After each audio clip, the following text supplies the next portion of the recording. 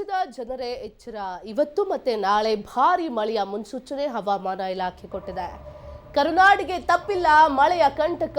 2 ದಿನ ಕಟ್ಟೆಚ್ಚರ ವಹಿಸಬೇಕಾಗತ್ತೆ.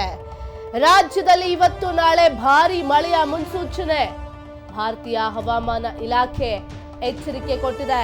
ಕರ್ನಾಟಕ ಸೇರಿದಂತೆ 18 ರಾಜ್ಯಗಳಲ್ಲಿ ಮಳೆಯ ಮುನ್ಸೂಚನೆಯನ್ನ ಹವಾಮಾನ ಇಲಾಖೆ ಕೊಟ್ಟಿದೆ.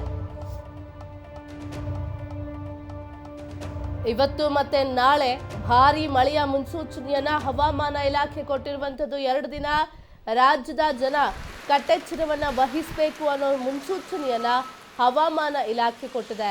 ಕರ್ನಾಟಕ ಸೇರಿದಂತೆ ಒಟ್ಟು 18 ರಾಜ್ಯಗಳಲ್ಲಿ ಮಳೆಯ ಮುನ್ಸೂಚನೆಯನ್ನ ಕೊಟ್ಟಿರುವಂತದ್ದು ಭಾರತೀಯ ಹವಾಮಾನ ಇಲಾಖೆ.